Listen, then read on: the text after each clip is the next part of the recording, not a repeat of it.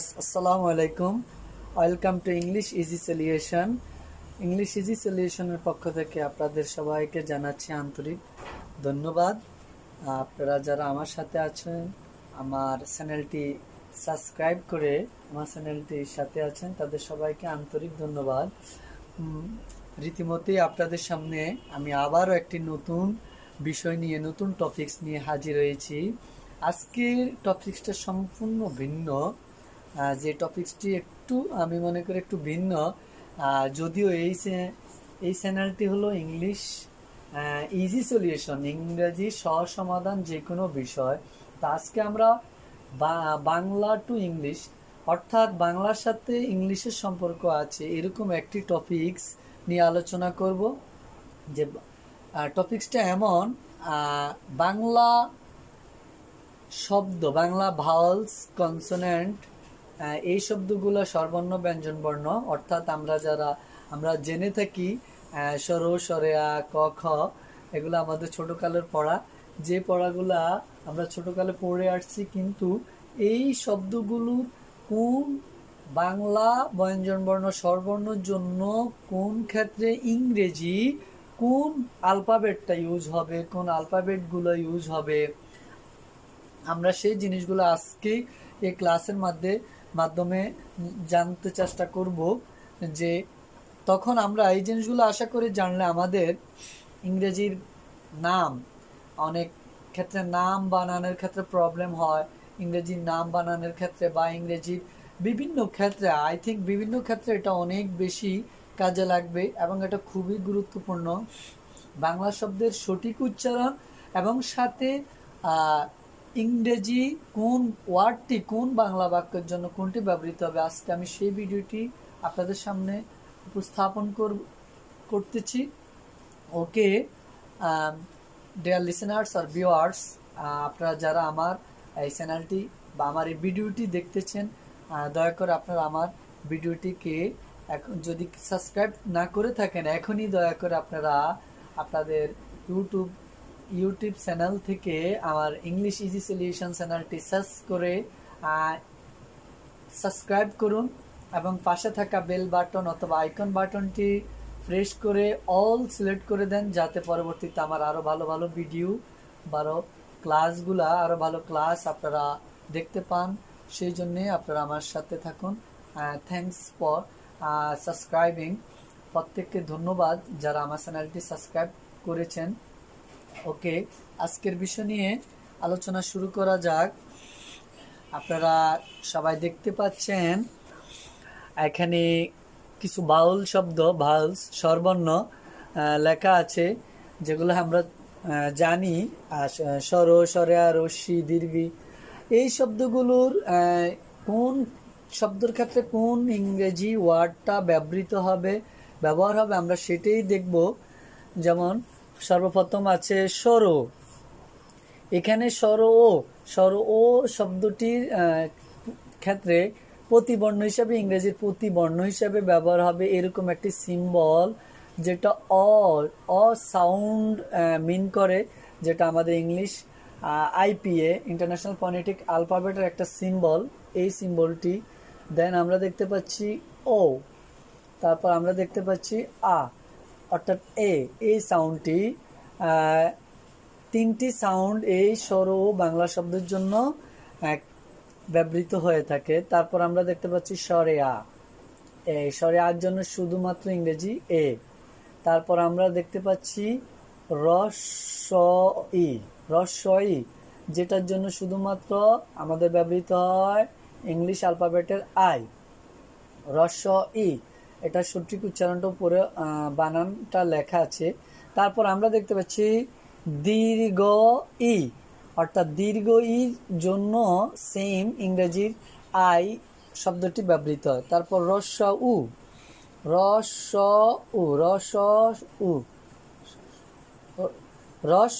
উ, যেটার জন্য ইংরেজি শব্দ ব্যবহৃত হয় ইও।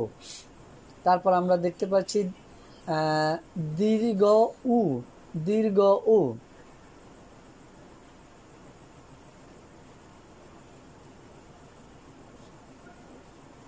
দীর্ঘ উর জন্য আমরা দেখতে পাচ্ছি সেম আমাদের ইংলিশ অ্যালফাবেটের ইউ শব্দটি ব্যবহৃত হচ্ছে। তারপর আমরা দেখতে পাচ্ছি রি, যেটার জন্য ইংরেজি দুটি ওয়ার্ড ব্যবহৃত হবে, দুটি alphabet R I, R I, আ আই, আর দুটি শব্দ, দুটি অ্যালফাবেট। এরপর আমরা এর জন্য ইংরেজি ই দেখতে পাচ্ছি, ইংরেজি ই শব্দ ব্যবহৃত হয়। তারপর আমরা দেখতে পাচ্ছি ওই, ওই, ওই জন্য দুইভাবে ব্যবহৃত হতে পারে, এক ও আই অথবা এ আই, ও আই অথবা এ আই, এইগুলো ব্যবহৃত হতে পারে এখানে ডাবল ডাবল। তারপর দেখতে পাচ্ছি ওর জন্য ইংরেজি ও শব্দটা অথবা ডাবলইউ এই শব্দটা ব্যবহৃত হবে। দেন আমরা দেখতে পাচ্ছি সর্বশেষ শব্দটি ওই, ওই, ও, ও, আমরা তারপর শব্দটি দেখতে পাচ্ছি ও, অর্থাৎ এটার জন্য ইংরেজি শব্দ ব্যবহৃত হবে এ ইউ অথবা ও আই, এই দুটি যে কোনো এই শব্দটির জন্য বাংলা ব্যবহৃত হবে এ ইউ অথবা ও আই। এই শব্দগুলো সব শব্দ হলো আমাদের বাংলা স্বরবর্ণ। বাংলা স্বরবর্ণ শব্দগুলো প্রতিবর্ণ হিসাবে ইংরেজি কোন কোন শব্দগুলো ব্যবহৃত হবে আমরা সেগুলা দেখতে পেলাম। এবার আমরা চলে যাব আমাদের ব্যঞ্জন বর্ণ অর্থাৎ কনসোন্যান্ট, যেটাকে বলা হয় কনসোন্যান্ট। সর্বপ্রথম লেখা আছে ক, ক, অর্থাৎ এই ক শব্দটির জন্য, বাংলা শব্দটির জন্য আমাদের বর্ণটির জন্য আমাদের তিনটি ওয়ার্ড ব্যবহৃত হয়, কে কিউ সি, কে কিউ সি। অর্থাৎ আপনাদের ব্যবহারের ক্ষেত্রে বা লেখার ক্ষেত্রে বিভিন্ন শব্দের উচ্চারণের তারতম্যের উপর ভিত্তি করে কখনো কে, কখনো কিউ, কখনো সি। ডিয়ার লিসনার্স, আপনারা অবশ্যই এটা মনে রাখবেন, কখনো কে, কখনো কিউ, কখনো সি, এটা ব্যবহারের উপরে, অর্থাৎ যে মূল শব্দটি আপনারা লিখতে যাবেন সেই শব্দটির তারতম্যর উপরে ডিপেন্ড করে কে কিউ সি এই তিনটি শব্দ যে কোনো একটি ব্যবহৃত হতে পারে। খ অর্থাৎ কে এইচ, অর্থাৎ খর ক্ষেত্রে কে এইচ এই শব্দটি ব্যবহৃত হয়। ওকে ডিয়ার লিসনার্স, আমি একটি জিনিস দেখাইতেছি যে KHORSHEDALAM, খোরশেদ আলম, এই নামটা আমারই নাম।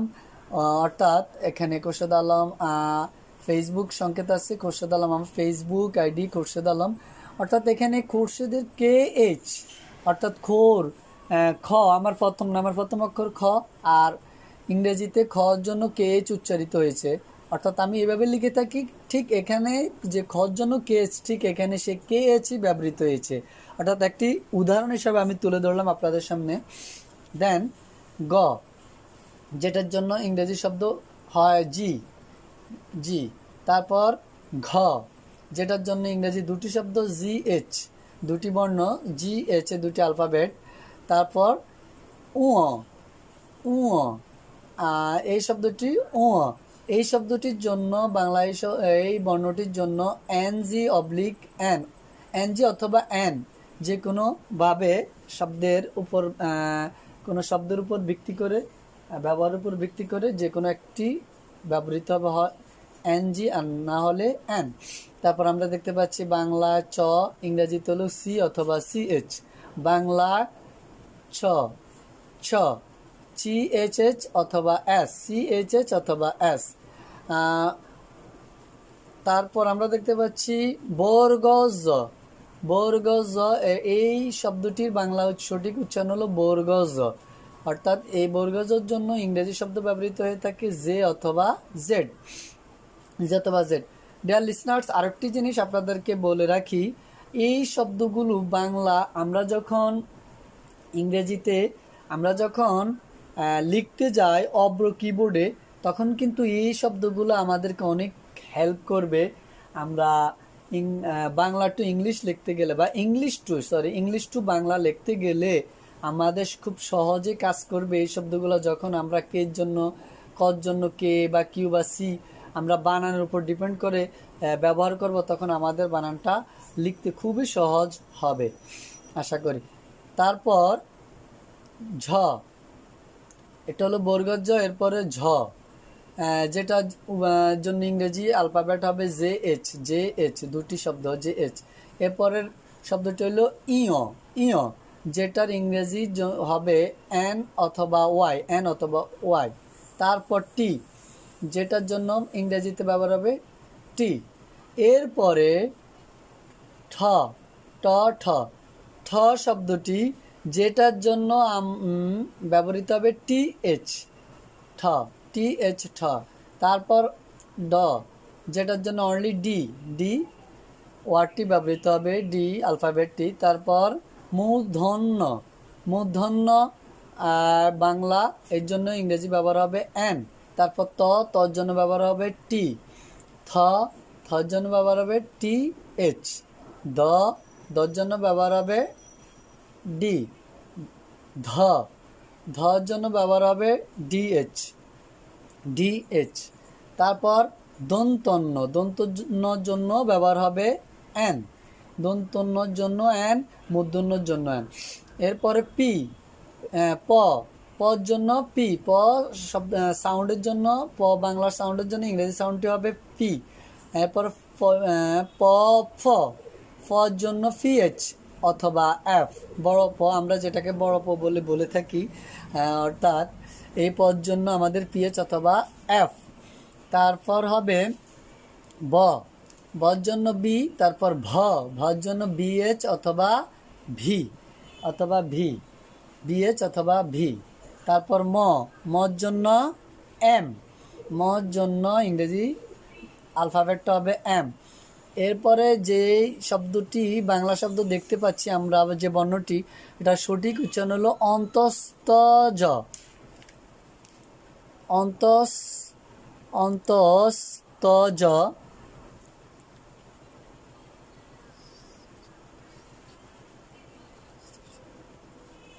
এটার ইংরেজি সাউন্ড হবে বগিয়া, ইংরেজি সাউন্ড হবে, ইংরেজি আলফাবেট হবে জে অথবা জেড, জে অথবা জেড।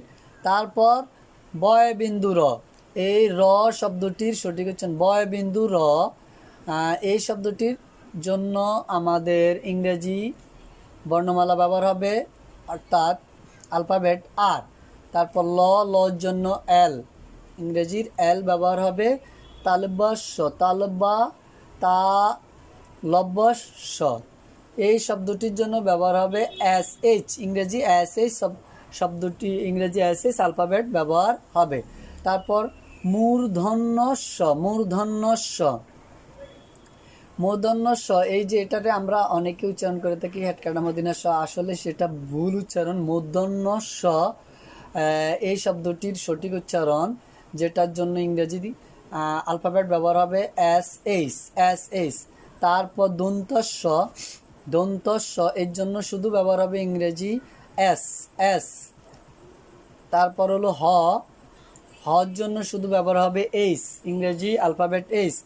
এরপরে যদি আমি এখানে ছোট করে কিউ, কিউ, কিউ শব্দটির জন্য আমি লিখে দিছি কে এস এইচ, কিন্তু এই শব্দটি হলো একটা সংযুক্ত বর্ণ, সংযুক্ত বাংলা বর্ণমালা, যেটা বিভিন্ন জায়গায় বিভিন্ন ক্ষেত্রে উচ্চারিত হয়ে থাকে। সেজন্য এই শব্দটির সঠিক, একজ্যাক্টলি সঠিক কি ইংরেজি শব্দ বসবে প্রতিবর্ণ হিসাবে, সেটা সঠিকভাবে বলা যায় না। সেটা বিভিন্ন শব্দের বিভিন্ন উচ্চারণ ভেদে সেটার জন্য বিভিন্ন ইংরেজি শব্দ ব্যবহৃত হতে পারে, তাই সেটার সঠিক কিছু বলা যাচ্ছে না। কিন্তু আমি শুধু অনলি সেটার জন্য কে এস এইচ সব ইংরেজি আলফাবেট বসবে, তারপরও বললাম, কিন্তু এটা সঠিক কিছু বলা যাবে না। ডয় বিন্দু র, ডয় বিন্দু র, এটার আমরা ডসিন র বলি, অর্থাৎ ডয় বিন্দু র, এই শব্দটির জন্য ইংরেজি ব্যবহার হবে আর এস অথবা আর, আর এইচ অথবা আর। তারপর ডয় বিন্দু র, ডয় বিন্দু র, এই শব্দটির জন্য ব্যবহার হবে আর এইচ অথবা আর, অর্থাৎ একই। তারপর হলো আমাদের অন্তস্থ অ, অন্তস্থ অ, অর্থাৎ এই বাংলা বর্ণমালাটির উচ্চারণ হলো অন্তস্থ অ। এটার জন্য আমাদের ব্যবহৃত হবে ইংরেজি শব্দ, ইংরেজি অ্যালফাবেট ওয়াই। এরপর আমরা চলে যাব এখানে অন্তস্থ অ পরে আমরা যেটা দেখি খণ্ডত। খণ্ডত, এই খণ্ডতর জন্য টি। আমরা যদিও এই শব্দগুলোর জন্য ক খ গ বা সরসরে এগুলোর জন্য আমরা জানি কোনটার জন্য কোন বাংলা কোন ইংরেজি অ্যালফাবেটটা ব্যবহৃত হবে, কিন্তু বেসিক্যালি আমরা এই ধরনের কয়েকটা প্রতীক বা কয়েকটা ওয়ার্ড আছে যেগুলোর জন্য আমরা কোন ইংরেজি শব্দগুলো ব্যবহৃত, সেক্ষেত্রে একটু আসলে আমাদের সমস্যা হয়। তো সেখানে খণ্ডতর জন্য টি, অনুসার এর জন্য এনজি অথবা এন, অনুসার এর জন্য এনজি অথবা এন, বিসর্গ, বিসর্গের জন্য এইচ, বিসর্গের জন্য এইচ। তারপর এটা হলো চন্দ্রবিন্দু, চন্দ্রবিন্দু যেটার জন্য হলো এন, চন্দ্রবিন্দুর জন্য শুধুমাত্র এন ইংরেজি অ্যালফাবেটটি ব্যবহৃত হয়ে থাকে। অর্থাৎ ওকে ডিয়ার লিসেনার্স, আমরা দেখতে পেলাম যে আমাদের বাংলা ও বাংলা শব্দ বর্ণমালা, স্বরবর্ণ, ইংরেজি, তারপর ব্যঞ্জনবর্ণ, এই শব্দগুলোর প্রতিবর্ণ হিসেবে আমাদের ইংরেজির ব্যবহারের ক্ষেত্রে কোন শব্দের পরিবর্তে কোন ইংরেজি শব্দ বা শব্দগুলো ব্যবহৃত হবে, আমরা আজকে সেটাই দেখতে পেলাম এই ভিডিওটির মাধ্যমে। ওকে ডিয়ার লিসেনার্স আর ভিউয়ার্স, আপনারা যারা আমার ভিডিওটি দেখে থাকেন বা দেখছেন তাদের সবাইকে, আপনাদের সবাইকে আমি আন্তরিক ধন্যবাদ। আপনারা আমার ভিডিওটি দেখে যদি ভালো লেগে থাকে অর্থাৎ একটি লাইক কমেন্ট করতে ভুল করবেন না, ভিডিওটি কেমন হলো, এবং আপনাদের আরও একান্ত সুচিন্তিত মতামত আশা করি যে আরও কিভাবে ভালো করা যায় আপনাদের সেই পরামর্শ কামনা করি। এবং আপনারা যারা এখনও আমার চ্যানেলটি সাবস্ক্রাইব করেন নাই, আপনারা এখনই আমার চ্যানেলটি দয়া করে সাবস্ক্রাইব করে নেন এবং বেল বাটন অথবা আইকন বাটনটি প্রেস করে অল সিলেক্ট করুন, যাতে পরবর্তী আমার আরও ভালো ভালো ভিডিওগুলো আপনাদের সাথে আমি শেয়ার করতে পারি এবং আপনারা সেগুলা পান। সেজন্য ওকে থ্যাংক ইউ। আপনারা যারা এই পর্যন্ত ধৈর্য ধরে আমার ভিডিওটি দেখেছেন, দয়া করে সেজন্য আপনাদের সবাইকে আন্তরিক ধন্যবাদ ও মোবারকবাদ। ওকে, আবার আপনাদের সাথে দেখা হবে, কথা হবে নতুন কোনো বিষয় নিয়ে। আল্লাহ হাফেজ, থ্যাংকস।